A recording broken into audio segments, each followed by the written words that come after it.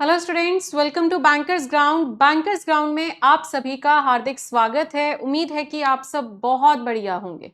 और मैं तन्वी आप सभी की रीजनिंग मेंटर आज का एक बहुत इंपॉर्टेंट सेशन आपके लिए लेकर आई हूं, जिसमें कि मैं आपके साथ डिस्कस करने वाली हूं कि इस बार 2026 में आपके जितने भी अपकमिंग एग्जाम्स हैं, बैंकिंग के जितने भी अपकमिंग एग्जाम्स हैं, उनमें जो पजल्स आएंगी तो उसमें बॉक्स वाले क्वेश्चन को हम कैसे हैंडल करेंगे, क्योंकि box based question are very important. आप एसबीआई का प्रीलिम्स दो, आप आईबीपीएस का प्रीलिम्स दो, चाहे पीओ का दो, चाहे क्लर्क का दो, आरआरबी का दीजिए, या कोई भी बैंकिंग एग्जाम का अगर आपका प्रीलिम्स का एग्जाम होगा, इनफैक्ट सिर्फ प्रीलिम्स नहीं, मेंस में भी आते हैं बॉक्स के क्वेश्चन।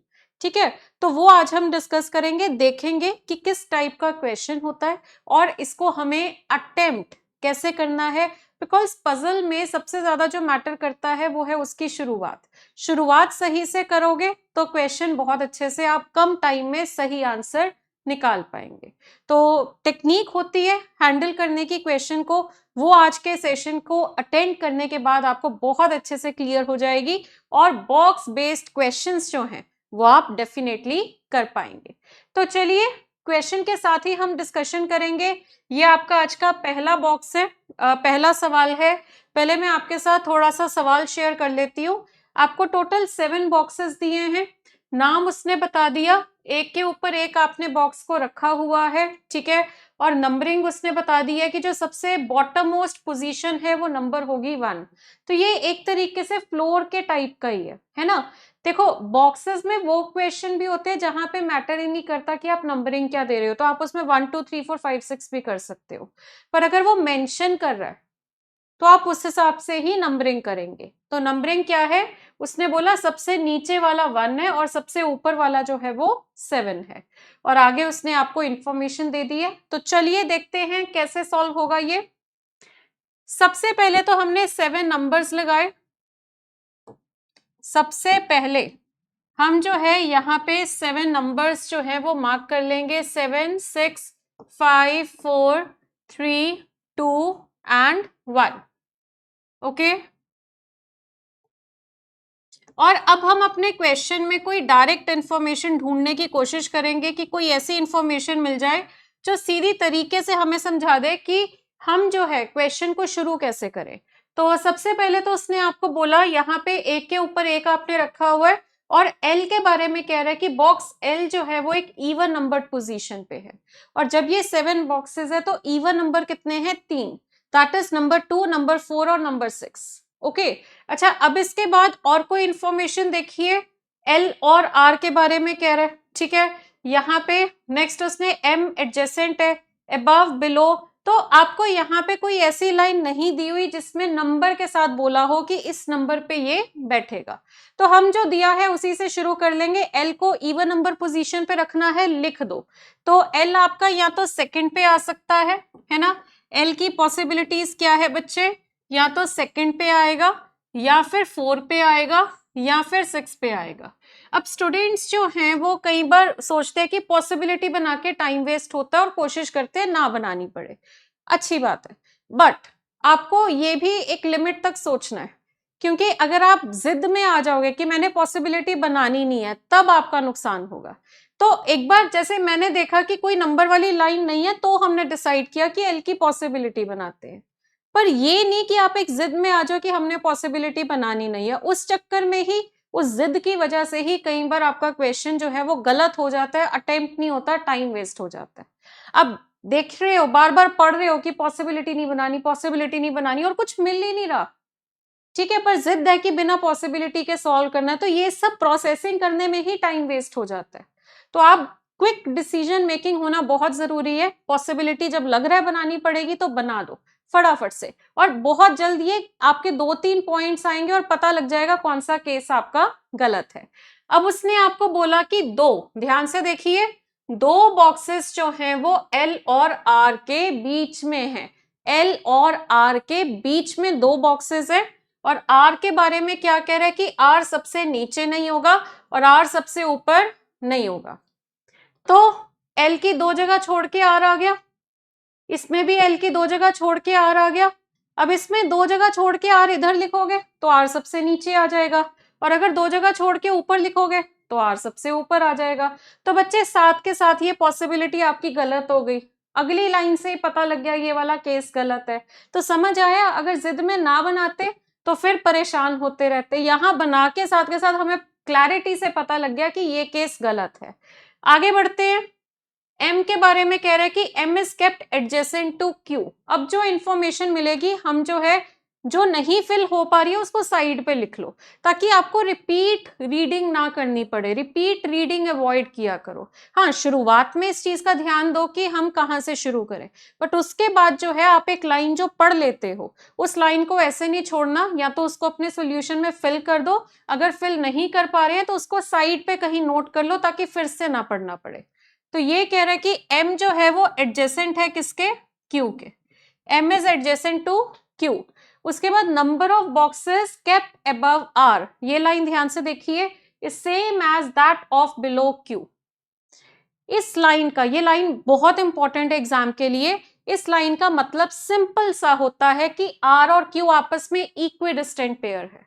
तो बच्चे R के ऊपर जितने हैं उतने Q के नीचे हैं, या इसके नीचे जितने उतने इसके ऊपर है। ये लाइन सिंपली कहती है कि ये दोनों इक्विडिस्टेंट पेयर है। तो बच्चे यहाँ पे देखिए, R ऊपर से तीसरा है तो Q नीचे से तीसरा होगा, R नीचे से तीसरा है तो Q ऊपर से तीसरा होगा। ठीक है, तो इस तरीके से आपका R और Q जो है वो सेटल हो गया। उसके बाद M जो है वो Q के साथ है, M जो है वो Q के साथ है। अब ऊपर नीचे उसने कुछ नहीं डिफाइन किया, तो इसमें देखो Q के ऊपर L है तो M नीचे आ जाएगा, और Q के नीचे L है तो M आपका ऊपर आ जाएगा। ठीक है, आगे बढ़ते हैं। नेक्स्ट इंफॉर्मेशन, उसने आपको बोला कि P जो है does not keep at an odd numbered position. P को हम ऑड नंबर पे नहीं रखते। तो बच्चे P ऑड पे नहीं है तो इवन पे होगा। इस पे सेकंड वाले पे P आ सकता था, 4 पे जगह नहीं है, 6 पे जगह नहीं है, तो यहाँ पे हम लिखेंगे P को कहां पर, सेकंड पे। इस केस में देखिए, सेकंड ऑक्यूपाइड है, फोर्थ ऑक्यूपाइड है, तो P आएगा किस पे, सिक्स्थ पे। अगली लाइन, N को आप L के साथ रखेंगे, यानी जहां पे L है उसी के साथ में N आएगा। N को आप L के साथ रखेंगे। उसके बाद उसने आपको बोला कि N जो है वो O के ऊपर है, और अगर N O के ऊपर है तो ये N लास्ट में कैसे होगा, फिर आप N को O के ऊपर कैसे लिखोगे। तो ये केस सही है, और इसमें N O के ऊपर है, ये हमने फिल कर दिया। तो आई होप आपको पता लगा होगा कि ये क्वेश्चन तरीके से अगर करोगे तो सिर्फ 2 मिनट के अंदर, 2 मिनट भी मैं ज्यादा बोल रही हूँ, 1-1.5 मिनट में आप इस क्वेश्चन को सॉल्व कर सकते हैं।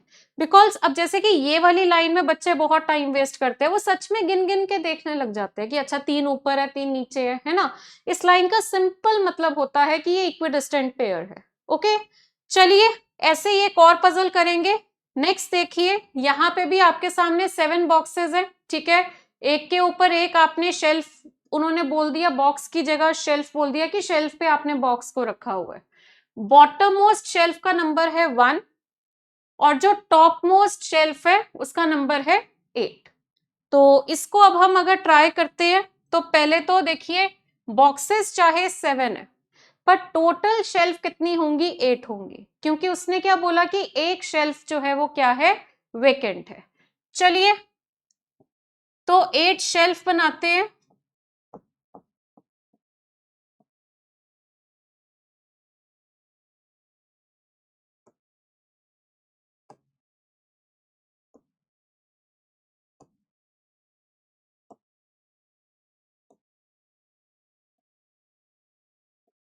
हाँ जी, अब इस क्वेश्चन को थोड़ा सा ध्यान से पढ़ लीजिए और देखिए हम इस क्वेश्चन को कैसे प्रोसेस कर सकते थे। तो आपको यहाँ पे उसने बोला कि n का शेल्फ नंबर, n का शेल्फ नंबर जो है वो क्या है, 2 का मल्टीपल। 2 के मल्टीपल्स क्या है, 2, 4, 6 या 8। ठीक है, n के बारे में और कोई इंफॉर्मेशन है, चलिए चेक करिए। n के बारे में क्या हमारे पास यहाँ कोई और इंफॉर्मेशन है, नहीं। ओके, अच्छा अब इसके बाद यहाँ पे r के बारे में कह रहा है ना, the number of boxes kept above the box r is same as that of below r। ये अच्छी लाइन है, कि जितने आर के ऊपर है उतने ही आर के नीचे हैं। डिफरेंट नेम नहीं है, सेम नेम है। और इस लाइन का सिंपल मतलब पता है क्या होता है कि आर मिडल में है, क्योंकि जो मिडल में होता है उसी के केस में पॉसिबल है जितने उसके ऊपर हो उतने ही उसके नीचे हो। तो इस केस में आर जो है वो आपका मिडल में आएगा। अब यहाँ पे ऑलमोस्ट मिडल, क्योंकि यहाँ पे अब 8 बॉक्सेस है, तो आपको ध्यान रखना पड़ेगा कि मिडल जो है इसका आ नहीं सकता। तो एक तरीके से आर आपका जो है वो या तो 5th पे आ सकता है या फिर 4th पे आ सकता है। पता है क्यों? क्योंकि एक वैकेंट है। अगर मैं आर को 5th पे लेती हूँ तो ऊपर 3 आएंगे, नीचे 3 होंगे, तो वैकेंट नीचे आएगा। अगर मैं आर को 4th पे लेती हूँ तो वैकेंट ऊपर आएगा। तो चलिए और देखिए और कौन सी इंफॉर्मेशन हम उठा सकते हैं। ओके, तो आर से आप शुरू करिए, बढ़िया रहेगा। आर को मैंने यहां लिखा, ओके, या फिर मैंने आर को यहां लिखा। ये दो पॉसिबिलिटीज बनती हैं। अब ये क्या कह रहा है, नेक्स्ट लाइन क्या है कि आर को आपने जो है ऑड नंबर शेल्फ पे रखना है। अब इसी से डाउट क्लियर हो गया। ये लो, आर को उसने आपको बोल दिया, पहले तो उसने लाइन जो बोली कि आर के ऊपर जितने बॉक्सेस है, उसने शेल्फ नहीं बोला, उसने बॉक्सेस बोला। एक शेल्फ है जो खाली होगी, है ना। तो वो वेकेंट शेल्फ कहाँ है हमें नहीं पता। ये वेकेंट वाले में बच्चे बड़ी गलती करते हैं, तभी मैं ये क्वेश्चन आज डिस्कस कर रही हूँ। तो जब वो बोलेगा ना नंबर ऑफ बॉक्सेस, तो ध्यान रखना उसका मतलब ये नहीं है कि जितने बॉक्स है उतनी शेल्फ हो। अगर एक वेकेंट शेल्फ हुई तो बॉक्स जो है 3 भी हो सकते हैं, शेल्फ जो है वो 4 भी हो सकती है, अगर उनमें से एक वेकेंट हुई।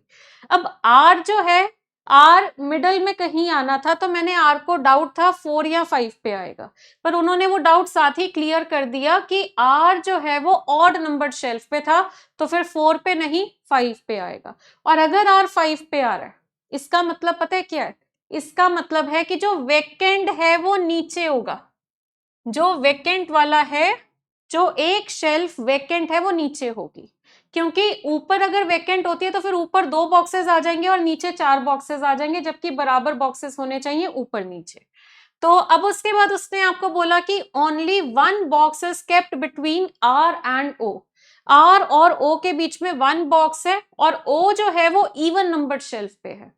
ओ अगर इवन नंबर शेल्फ पे है तो देखिए आर के ऊपर यहाँ पे तो वेकेंट नहीं है, हमें पता है, तो आर के ऊपर एक जगह छोड़ते हो तो ये तो ऑड नंबर है, यानी फिर ऊपर नहीं नीचे करना पड़ेगा।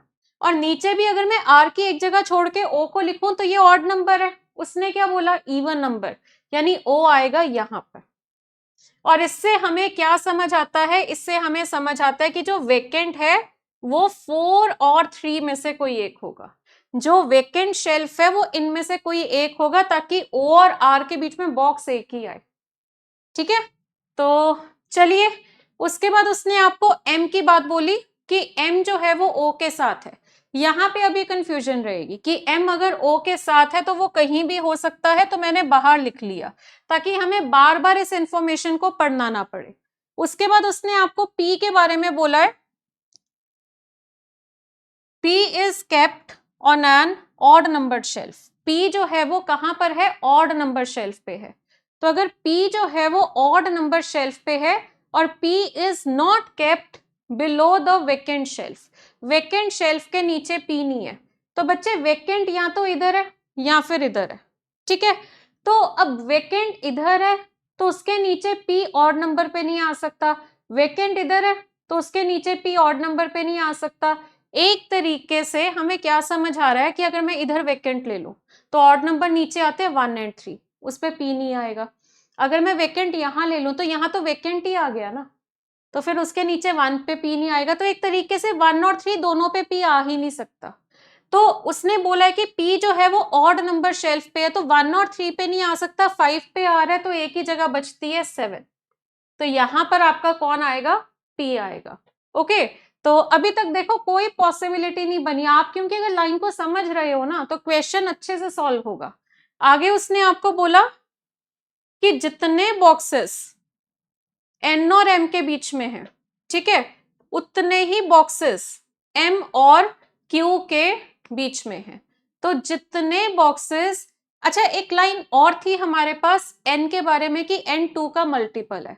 अब 2 पे तो पॉसिबल नहीं है, 4, 6 और 8 पे पॉसिबल है n का आना, क्योंकि n उसने क्या बोला 2 का मल्टीपल है।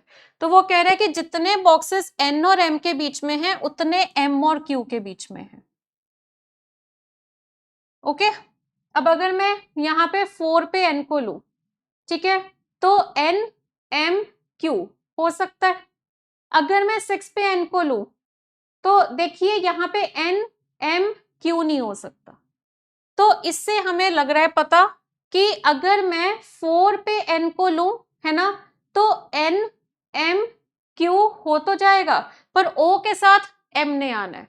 अब सोचो और बताओ कि यहां पे अब हमें कैसे क्लैरिटी होगी कि n किधर आएगा। ओके, अब उसने ये भी ध्यान दीजिए, नंबर ऑफ बॉक्सेस बोला है, नंबर ऑफ शेल्फ नहीं बोला उसने, इस चीज पे भी ध्यान दीजिए।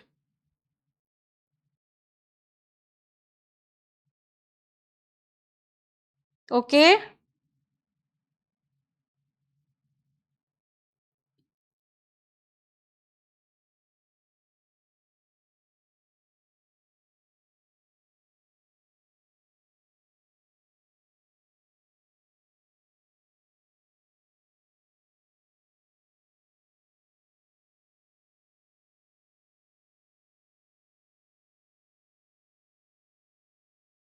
अब देखो यहां पे अब सोचने वाली बात है कि अगर मैं n को यहां लूं, m इधर आ जाएगा, q इधर आ जाएगा, वो तो वर्कआउट कर रहा है, पॉसिबिलिटी बनानी है बना लो। बट आप एक बात समझिए, उसमें एक प्रॉब्लम आएगी, n मैं यहां लिखूं, m यहां लिखूं, ठीक है, तो बट m के साथ होने आना है ना, तो m तो इधर आ ही नहीं सकता, क्योंकि फिर आप m के साथ हो को कैसे लिखेंगे, ठीक है। तो n को अगर मैं यहां लिख रही हूं तो सेटल नहीं हो रही है। अच्छा, अगर m इधर लिखते हैं तो 3 बॉक्सेस आते हैं, तो वो भी नहीं आपका हो रहा, क्योंकि ये गिनती और यहाँ की गिनती बराबर होनी चाहिए। फिर अगर मैं n को यहां लिखूं, तो बच्चे यहाँ पे अगर मैं m लिखूं तो इधर वैकेंट आएगा, है ना, और उसने बोला o m के साथ है। इसी से हमें बात समझ आ रही है कि o जो है वो m के साथ है, हमें ज्यादा कंफ्यूज होना ही नहीं है। अब m या तो नीचे आएगा या ऊपर आएगा, है ना, तो बट m के एक तरफ n है और एक तरफ q है, तो अब यहां पे o के साथ आप जो है m को यहां लिखोगे तो प्रॉब्लम हो जाएगी, क्योंकि m n और q के मिडल में है। तो इससे हमें समझ आता है कि m को हमें यहां लिखना पड़ेगा, और अगर आप m को यहां लिख रहे हैं तो वेकेंट आएगा यहां पर। अंडरस्टूड, ठीक है। और इसके बाद नेक्स्ट इंफॉर्मेशन क्या है, हाँ जी, अब n m और q वाली लाइन उठा लेते हैं, और n जो है वो 2 के मल्टीपल पे है, तो बस फिर अब m यहाँ पे है, m की एक जगह छोड़ के q और एक जगह छोड़ के n आएगा, तो एक जगह मतलब एक बॉक्स छोड़ के ये जगह है और एक बॉक्स छोड़ के ये जगह है, पर क्योंकि n ने 2 के मल्टीपल पे आना है तो n इधर आएगा और q इधर आएगा, और अब एक ही जगह और एक ही नाम बचता है जो कि किसका है, l का है। हमें इस क्वेश्चन में कोई पॉसिबिलिटी नहीं बनानी पड़ी। आई होप आप सबको ये बात समझ आ गई है, ठीक है। तो जब वेकेंट फ्लैट है या वेकेंट बॉक्स है या वेकेंट शेल्फ है, बहुत ध्यान से करना है, क्योंकि वहां पे ये चीज का ध्यान रखना है कि बिटवीन में शेल्फ कह रहा है कि बिटवीन में बॉक्सेस कह रहा है। अब अगर मैं m और n की बात करूं तो m और n के बीच में शेल्फ अगर मैं पूछूं तो 2 आ रही है, पर अगर मैं बॉक्स देखूं तो 1 आ रहा है ना, क्योंकि एक शेल्फ वेकेंट है। तो बच्चे वेकेंट वाला क्वेश्चन इज वेरी इंपॉर्टेंट आपके 2026 की पजल्स के लिए। तो अब अगर बॉक्स वाले की प्रैक्टिस भी करोगे ना तो वेकेंट वाली मिस मत करना, ठीक है। आई होप ये आपको क्लियर हो गया होगा। चलिए ऐसा सा ही एक और क्वेश्चन करेंगे। यहाँ पे उसने आपको 7 बॉक्सेस दिए हैं, ठीक है, नाम उसने बता दिया, आपने एक के ऊपर एक रखा है, यहाँ उन्होंने कोई नंबरिंग मेंशन नहीं करी कि आपने 1 नीचे लेना है या कहाँ लेना है। एक लाइन बड़ी काम की है, जब क्वेश्चन छोटा होता है ना तो कोई एक लाइन होती है जो काम की होती है, consecutive alphabetical name of the boxes does not kept together। मतलब क्या है कि अगर मैं जैसे कि B और H तो दूर होते हैं, H के साथ I J K L M, तो H के साथ I नहीं आएगा, I के साथ H और J नहीं आएगा, मतलब कंसेक्यूटिव मतलब लगातार वाले अल्फाबेट जो है वो एक साथ नहीं होंगे। सो अब यहां पर ओके 7 बॉक्सेस उसने आपको दिए थे, यहाँ वेकेंट कुछ भी नहीं है, ठीक है। आपके सामने मैं इस समय जितनी भी पजल्स लेकर आई हूँ वो सारी एक दूसरे से अलग है। तो आई होप आप समझ पा रहे हो कि वैसे ये सारे क्वेश्चन बॉक्स बेस्ड पजल है, पर हर क्वेश्चन में एक यूनिकनेस आपके सामने आ रही है। तो अब यहाँ पे जो यूनिक पॉइंट है वो ये वाला है। तो M जो है वो 3 बॉक्सेस अबव J है, उसने ऐसा बोला। और यहाँ पे आप एक बात समझिए कि आप इसको जब स्टार्ट करेंगे, यहाँ पे आपको ये नहीं सोचना कि 1 2 3 4 लिखें कि ना लिखें, क्योंकि यहाँ सारी इंफॉर्मेशन अबव बिलो की तरह है। यहाँ कोई ऐसा नहीं बोल रहा ऑड नंबर पे आएगा, इवन नंबर पे आएगा, समझ रहे हो। तो जब बिटवीन, अबव, बिलो ऐसी बातें करता है ना, वहां आपको नंबरिंग करने की कोई जरूरत नहीं है। तो अब यहाँ पे M 3 बॉक्स ऊपर है J के, तो M जो है वो 3 बॉक्सेस अबव है किसके, J के, उसने ऐसा बोला। ओके और ये 1 2 3 4 4 की जगह ले रहा है। टोटल कितने बॉक्सेस है, 7। अच्छा एक और बात समझो कि यहाँ पे जब वो बोलता है ना 3 बॉक्सेस अबव, बच्चे जल्दी में पेपर में बीच में 3 बॉक्स बना देते हैं, जबकि इसका ये मतलब नहीं है। इसका मतलब है कि M जो है वो J के ऊपर तीसरे नंबर पे है। ओके अब M और J से रिलेटेड देखिए कोई इंफॉर्मेशन H के बारे में कह रहा है कि H is kept adjacent to J। H जो है वो एडजेसेंट है किसके, J के। Okay no problem. एक लाइन है K is kept above M, K M के ऊपर है।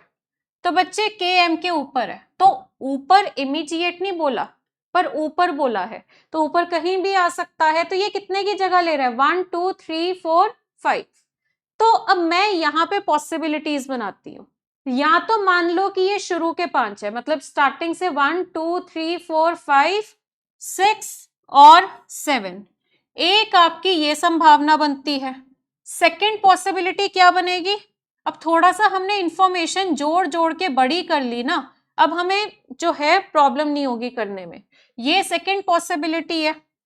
और थर्ड पॉसिबिलिटी क्या है, ठीक है, M और J में ये बन सकता है। अब उसने बोला K M के ऊपर है, तो बच्चे K M के ऊपर है तो K इधर आएगा। इस केस में K की कंफ्यूजन रहेगी और इसमें भी कंफ्यूजन रहेगी। और एक जो लाइन थी यहाँ पे कि I और H के बीच में 2 बॉक्सेस है, चलो तो I और H के बीच में 2 बॉक्सेस और H जो है वो J के साथ है। अब बच्चे H जो है वो J के साथ है ना, तो H अगर J के साथ है, इसमें मैंने H को यहां लिखा, तो I और H के बीच में 2 बॉक्सेस है, तो I मैंने यहां लिखा। अच्छा इसमें आपको उसने बोला कि यहाँ पे 2 बॉक्सेस I और H के बीच में है, फाइन, और H जो है वो J के साथ है, तो H इधर भी आ सकता है, इधर भी आ सकता है। इसमें अगर मैं H को यहां लिखूं वो भी पॉसिबल है, H को यहां लिखूं वो भी पॉसिबल है। अब थोड़ा सा आपको ये देखना पड़ेगा, अब आपको ये देखना पड़ेगा क्वेश्चन। अच्छा अब इसके बाद यहाँ पे एक तो लाइन है हमारे पास कि I और H के बीच में कितने बॉक्सेस हैं, 2। उसके बाद उसने बोला H जो है वो J के साथ है। Okay left right top bottom नहीं पता, बस एडजेसेंट पता है। उसके बाद उसने आपको क्या बोला कि the number of boxes kept between M and H is same as between K and L। जितने M और H के बीच में है उतने ही K और L के बीच में है, और K M के ऊपर है, K M के ऊपर है, ये उसने बोला। अब यहाँ पे मैं साइड पे कहीं लिख देती हूँ K M के ऊपर है। अब यहाँ पे एक एक करके हम शुरू करते हैं सॉल्व करना। सबसे ज्यादा हमारा इसमें सॉल्व हुआ है, तो पहले इसी को चेक करते हैं। अब इसमें M और H के बीच में कितना आ रहा है, 1 का गैप आ रहा है, तो K और L में कितने का गैप आएगा, 1 का आएगा, और K M के ऊपर होगा। तो K को अगर मैं यहाँ लिखूं तो K की एक जगह छोड़ के M है, K को अगर मैं यहाँ लिखूं तो K की एक जगह छोड़ के I है। तो जैसे M और H में 1 का गैप है, वैसे K और L में 1 का गैप इस केस में हो ही नहीं पा रहा, तो ये वाली पॉसिबिलिटी गलत है। देखो मैं तभी कह रही थी कि कोई लाइन पढ़ते उसको सिंप्लीफाई करके साइड पे लिख लो, नहीं तो बार बार क्वेश्चन पढ़ के चीजों को प्रोसेस करना पड़ेगा। इस वाली पॉसिबिलिटी में आते हैं। हाँ जी अब इसमें हमें पता है कि H J के साथ है। ओके H अगर यहाँ पे मैं लिखती हूँ, अगर मैं H को यहाँ लिखती हूँ तो M और H में कितने हो जाएंगे, 3, और फिर K और L में भी 3 आएंगे। ठीक है अगर मैं यहाँ पे H को लिखती हूँ ठीक है, तो H की 2 जगह छोड़ के I इधर आएगा, है ना। तो अब आपको अगर लगता है पॉसिबिलिटी बनानी है, चाहे बना लीजिए, ठीक है, क्योंकि अब हमारा देखो एक केस तो वैसे खत्म भी हो गया, गलत भी हो गया एक केस तो हमारा। ओके, तो चलिए, तो H जो है वो J के साथ आएगा, वो इसके ऊपर भी हो सकता है और इसके नीचे भी हो सकता है। तो अब इसमें M और H में 1 का गैप है, तो फिर K और L में 1 का गैप होगा। तो K अगर मैं इधर लिखूं तो एक जगह छोड़ के M है, तो फिर K अगर मैं यहां लिखूं तो L आएगा यहां पर। इसमें M और H के बीच में 3 का गैप है ना। K को मैं यहां लिखूं तो 3 जगह छोड़ के J है, तो K को अगर मैं यहां लिखूं तो K की 3 जगह छोड़ के आएगा L। और I और H में 2 का गैप है, तो H और I में 2 का गैप आ रहा है, इसमें H और I में 2 का गैप नहीं आ रहा, ठीक है, इसमें नीचे भी नहीं आ रहा, ऊपर भी नहीं आ रहा, तो ये केस गलत है और ये वाला केस हमारा सही जा रहा है। इसको एक बार पूरा हम चेक कर लेते हैं। K के नीचे M है, M और H में यहाँ पे देखो 3 का गैप है, K और L में भी 3 का गैप आ रहा है, I और H के बीच में 2 का गैप आ रहा है, H के साथ J आ रहा है, सारी कंडीशन सेटिस्फाई हो रही है।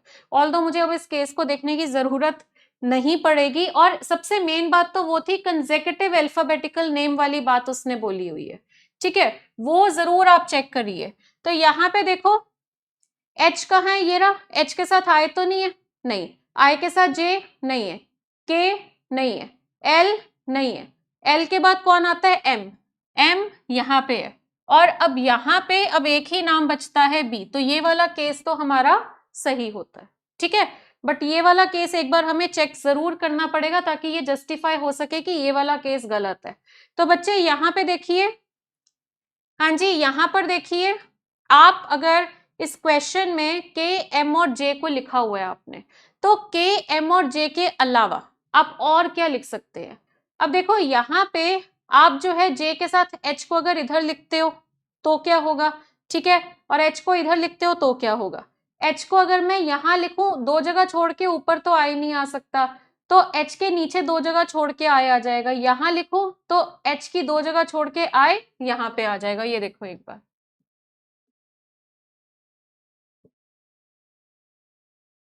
K M J, ठीक है जी। तो J के साथ H है, यहां पे भी पॉसिबल है, J के साथ H है, यहां पे भी पॉसिबल है। अब H की 2 जगह छोड़ के I आएगा, इसमें H की 2 जगह छोड़ के I आएगा, ठीक है। MH में यहाँ कितने का गैप है, 1 का, तो फिर K और L में 1 का गैप होगा, पर L और M एक साथ हो रहा है तो ये गलत हो गया। H और M में 3 का गैप है, तो K और L में 3 का गैप है, वो इसमें हो नहीं पा रहा, तो अल्टीमेटली आपकी सारे केसेस जो है वो गलत होते हैं। देखो ये वाला केस सही है। अब मैंने आपको समझाने के लिए शुरू से ही पजल की तरह सॉल्व की है, स्टार्टिंग से ही वो अल्फाबेटिकल ऑर्डर वाली बात का अगर ध्यान रखोगे ना, कि जैसे LM एक साथ आ गया तो गलत हो गया, इधर आपका यहां भी हुआ था LM एक साथ आ रहा है तो गलत हो गया, वो चीज का अगर आप शुरू में ध्यान रखोगे तो आप और भी ज्यादा टाइम सेव कर सकते हैं। ओके, तो ये तीसरी टाइप का क्वेश्चन था। तो मैंने अभी आपको 3 क्वेश्चन करवाए हैं, तीनों बॉक्स बेस्ड पजल है, बट तीनों काफी अलग है। चलिए आगे बढ़ते हैं, नेक्स्ट क्वेश्चन।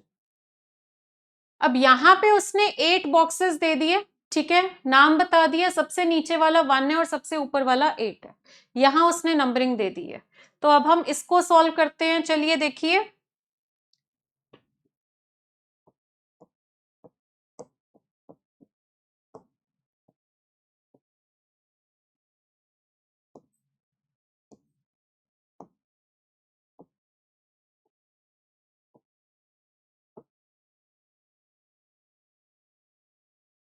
अब देखो उसने 8 बॉक्सेस दिए, are kept above another in the stack but not necessarily in the same order।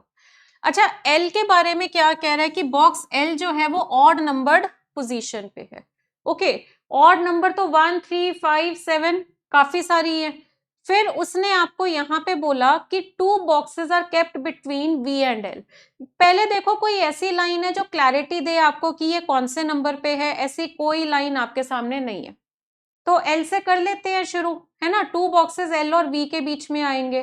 तो अच्छा, V के बारे में एक लाइन है कि V कहां पे है, 2 बॉक्सेस बिलो G। V जो है वो 2 बॉक्सेस बिलो G है। तो मतलब आप जहां पे भी V को लिखेंगे तो V के ऊपर मुझे कम से कम 2 जगह चाहिए, ये वाली 2 जगह हमें कम से कम V के ऊपर चाहिए होगी।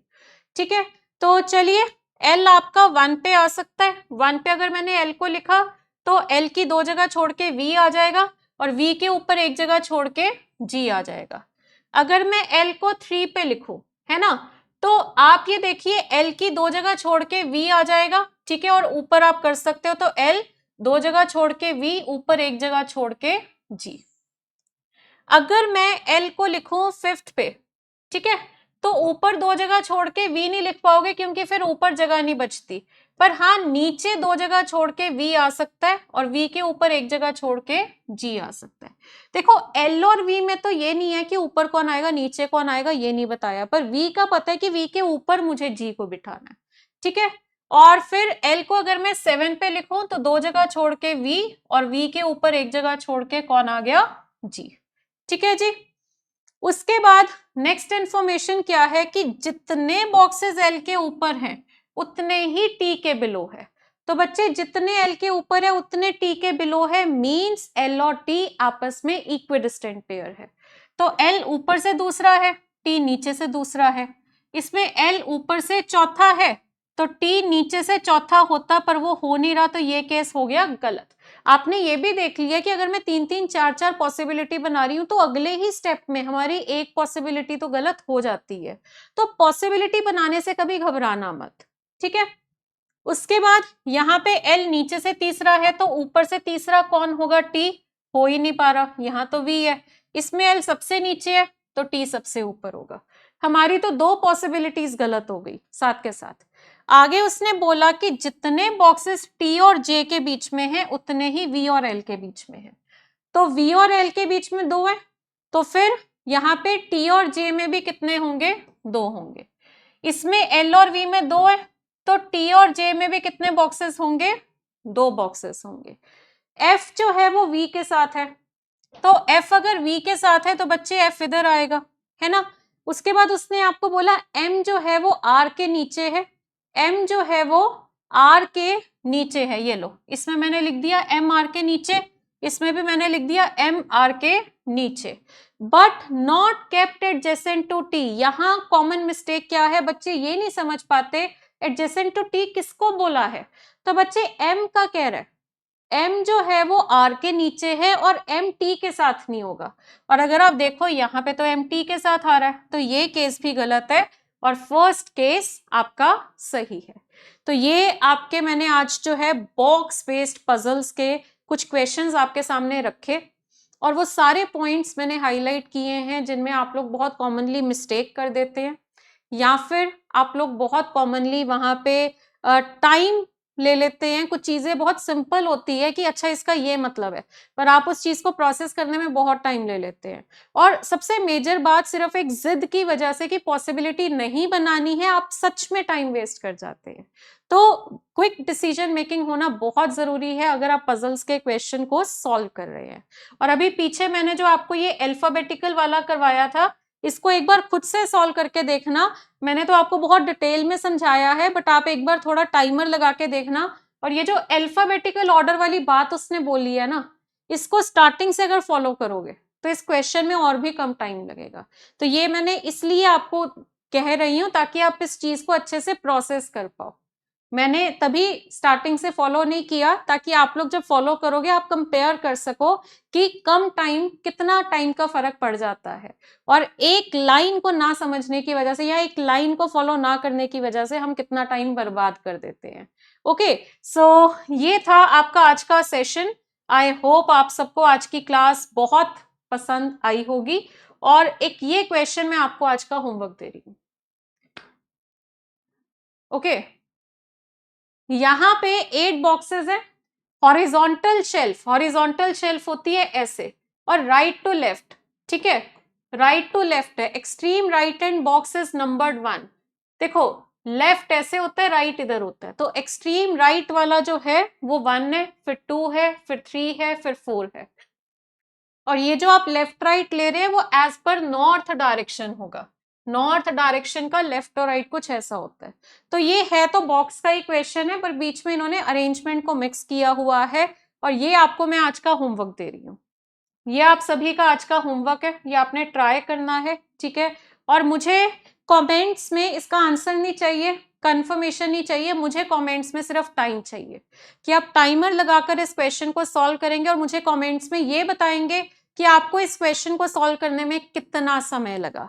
ओके, और साथ ही साथ अगर आप सब 2026 में बैंकिंग एग्जाम्स, अभी आपके ऑलमोस्ट सारे मेजर एग्जाम्स अभी होने हैं, सिर्फ एक पेपर हुआ है जो आरबीआई असिस्टेंट का हुआ है, but SBI PO, SBI clerk, IBPS PO, IBPS clerk, RRB PO, RRB assistant और ऐसे बहुत सारे पेपर, अभी आरबीआई ग्रेड ए की नोटिफिकेशन भी एक्सपेक्टेड है। तो बहुत सारे पेपर लाइंड अप है और टाइम भी है तैयारी करने का। ऐसा नहीं है कि बस नेक्स्ट मंथ से पेपर स्टार्ट हो रहे हैं, अगस्त से आपके पेपर होंगे। तो अभी आप मिड ऑफ मई में हैं, तो आप अगर ये मई का महीना, जून, जुलाई, अगस्त, क्योंकि अगस्त के लास्ट वीक में पेपर स्टार्ट है, तो आप ये समय जो है यूटिलाइज कर सकते हैं। आप इस समय में अपना सिलेबस अच्छे से कंप्लीट करके, प्रैक्टिस करके इन सभी एग्जाम्स को फर्स्ट अटेम्प्ट में क्रैक कर सकते हैं।